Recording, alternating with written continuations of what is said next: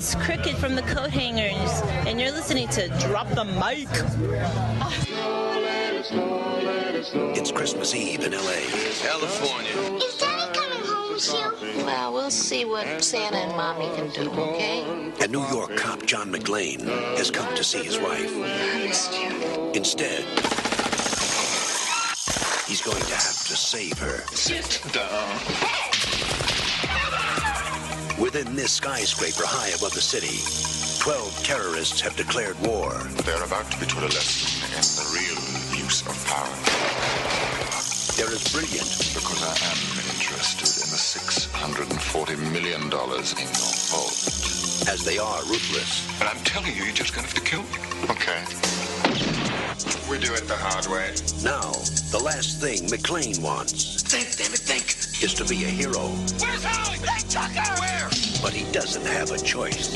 What does he think he's doing? Job. They have already killed one hostage. This channel is reserved for emergency calls only. Lady, I sound like I'm wearing a pizza. He's inside? Who is he? Who are you then? You are most troublesome for a security guard.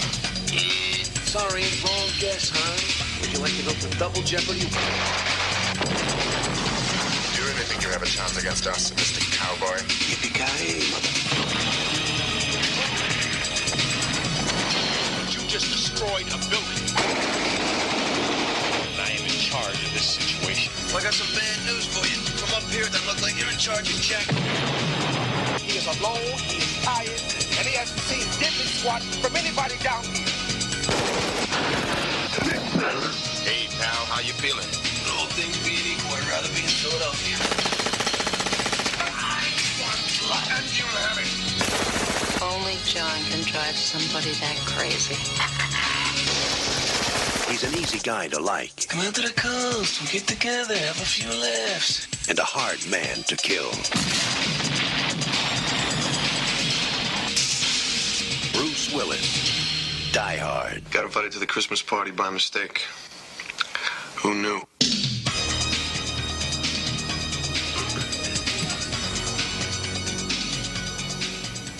Hey everyone, and welcome back to Drop the Mic. I am your host, The Swan, and in the house we have Chris Pollock back. Thank you. Thank you for having me. I guess tonight I'm actually your special guest slash co-host because Mr. James Warmy could not make it, unfortunately. Yeah, shout out to him. Yes. We still have his news and whatnot. So, what is the title of the show, and what are we talking about, man? Well, tonight we are talking about the classic 1988 action movie slash Christmas movie, Die Hard. Tonight, the episode number 92. Now we have a Christmas episode. Ho, ho, ho. In my best bad Alan Rickman impression. That was good, man. So before we get into Die Hard, and Can I just say that trailer is a classic 80s action movie trailer? it is, it's very gets to the point. It's got the action, it's got quips, it gives away a couple of plot points, It does. and the music, Of course, the narration. Don LaFontaine, that guy was the greatest. But before we get into the meat of the film, or the focus, if you will, let's jump into some pop news. All right. And now for a special news report. Brought to you by Drop the Mic. So who do you want to start? Do you want to start? Do you want me to start with James's stuff? Where should we go with this? Start with James's stuff.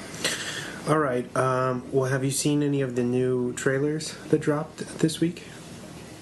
We had a Men in Black International trailer. Have not seen that. Did you see the Hellboy trailer? No, I did not. Oh.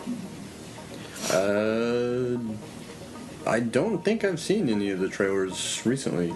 I went to the movies the other night, but all I saw were trailers I've seen 100 times before. I think they might have dropped, because we're doing this Thursday night, most of them dropped Wednesday, I think. Probably with Mary Poppins and then Aquaman on Friday, today, if you're listening to this.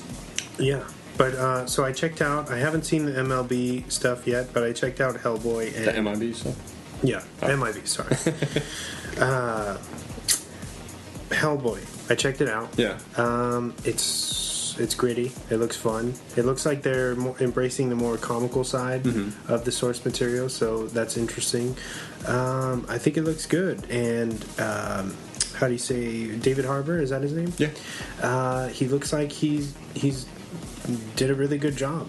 Makeup looks good? Yeah, it looks as if it's Ron Perlman, honestly. Okay. He's got the stoic thing going on, like... Because if that was David Harbour in the still that was released months and months ago, I thought it was Ron Perlman at first. They look just like him. Yeah, it's kind of eerie that's not him. Moving on, Aquaman is sitting at a disappointing 68% right now on Rotten Tomatoes. Of course, you can't always listen to them. Bumblebee is at a 93 on Rotten Tomatoes. No shit. That's my I guess people are saying the Bumblebee standalone film is a hard reboot for the series. I also heard it was probably the best Transformers movie, which is saying a lot. Because it's directed by someone else. Yeah, right. It's not the typical Michael Bay. Fresh take. I heard it's kind of honoring what 80s Transformers should have been. Okay. For the most part, which is cool. And then for Disney, they dropped not a trailer that I know of, but some photos and behind-the-scenes looks at Aladdin. And I don't know, man. It looks kind of bad to me, to be honest. We can't really say much until I guess you see it, but I'm not really feeling the art direction. Yeah. Well, I'm an Entertainment Weekly subscriber, so I saw the cover for, I believe, the issue that comes out this Friday, I think. And I saw Will Smith, and it just... I mentioned to you earlier, he kind of looks like he's Kazam in that Shaq movie from the 90s. The way that he's dressed. It looks so ridiculous. Yeah, it's I guess he's already took to Instagram saying that that's only his human disguise, and that in most of the movie he is in fact blue and it's mostly CGI. So I mean, maybe that's just a weird photo to throw everybody off, so who knows. Netflix reportedly has plans to release 90 films by the end of 2019. Jesus Christ!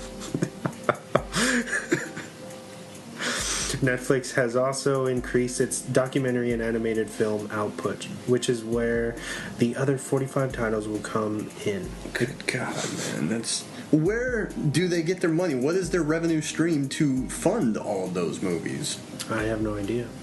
They cannot be pulling that much in subscriptions to pay for production costs on 90 movies a year. Well, that's why that's going up, man. I think it's like went up $1 or $2. It's going to by next year. Jesus. So they keep I don't know. Maybe that's why they're doing that. I'd like a number of subscribers times subscription rate.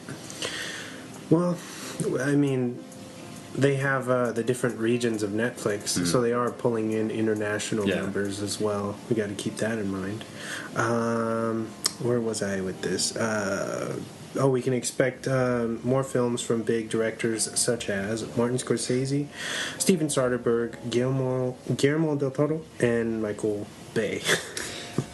Have I told you what bugs me about Netflix? No. And the movies is... I'm obviously, an old theater projectionist, so I love seeing movies on the big screen. And it kind of sucks that a lot of these directors and a lot of these movies are going straight to Netflix, and I'm not going to get a chance to see them on the big screen. We talked about just the ones that were released in the last couple months from the Coen brothers and Alfonso Cuarón. and Paul Greengrass. I would have loved to have seen all of those in the theater. And they only release them on limited screens in probably New York, Los Angeles in order to make an Oscar qualifying run. And very rarely do any of those get on a movie theater screen out here in San Diego. What you're going to have to do is kind of keep an eye out for like the special screenings, Yeah. like the Ken or little, little art house theaters. Or see if maybe making a trip up to the Hollywood ArcLight if I really can. I would have loved to have seen Roma on a big screen because it looks beautiful. Sorry about that. I should have told you about that. It's not a problem. What else do we have? Netflix's original material has a budget that ranges from 20 to 200 million per film. What? That is insane. I know that they spent almost 100 mil on that Will Smith movie last year. Oh yeah, right. And the new Bird Box looks. Bird Box. That's another one I want to see. I would love to see it on. But it looks like it was expensive. Yeah. For, at least a little bit. Yeah. So Netflix coming at you hard next year. Joker film is officially wrapped, which seemed kind of fast. Yeah. But I mean, so was Venom was done really fast too. Hopefully that's good. I'm not sure about it yet, but we'll see. What else do we have? James Wan stepped down from producing the Resident Evil reboot. Probably wise. It seemed he was upset by the way news travels in Hollywood. Mm-hmm. Something like that. He was quoted saying, "I hate it when my projects get announced. It makes it seem like I'm attached to a lot of things when in fact I'm not necessarily doing so many things. A lot of stuff just gets announced and I don't want them to be announced, but people love to announce them." Yeah. What else? Sandra Bullock's new Netflix, which I just talked about, Yeah. Bird Box, also comes out this Friday when this episode drops, so stream it on Netflix and in select theaters. In New York and Los Angeles. And just a couple, too. But I have a friend that works for one of the New York theaters, so she actually gets to see a lot of those on the big screen. Oh, wow. Yeah, because she's, especially this time of year with a lot of the bigger award movies coming out, and especially because something like Roma, Bird Box, they are pushing them for awards, so they make those qualifying runs, and they have to play in a theater for so long in order to qualify. But because she works for one of the New York theaters, she sees a lot of those. Nice. More Netflix news. There was a how do you say, like a Christmas special for the Chilling Adventures of Sabrina recently. So if you're into that, you should check it out. I think it's a pretty good show. Marvel/Netflix characters cannot be used on TV for 2 years due to their contract Marvel signed with Netflix. So there's little to no chance that we will see these characters again on screen for some time. Well, that's too bad. And I wonder. I think Netflix dumped them because.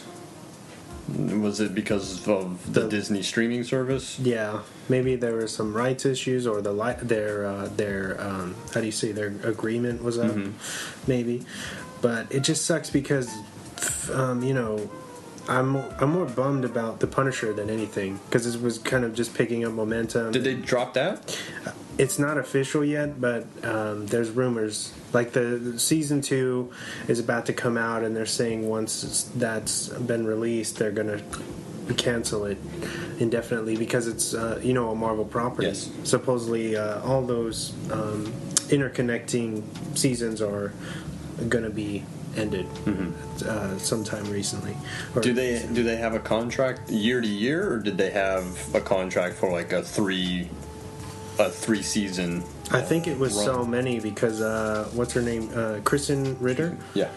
Had said somewhere that she was already done, or she has something else lined up. So and they haven't announced that Jessica Jones is done either. So it's weird, and I guess we'll just have to wait to see what they come up with next. And that's it for James's news. Okay. Thanks, dude. Yeah, thank you, James. We miss you. Yeah. You have anything for me? I do. I don't know if it made your news, so I can go, or I can turn it over to you. No.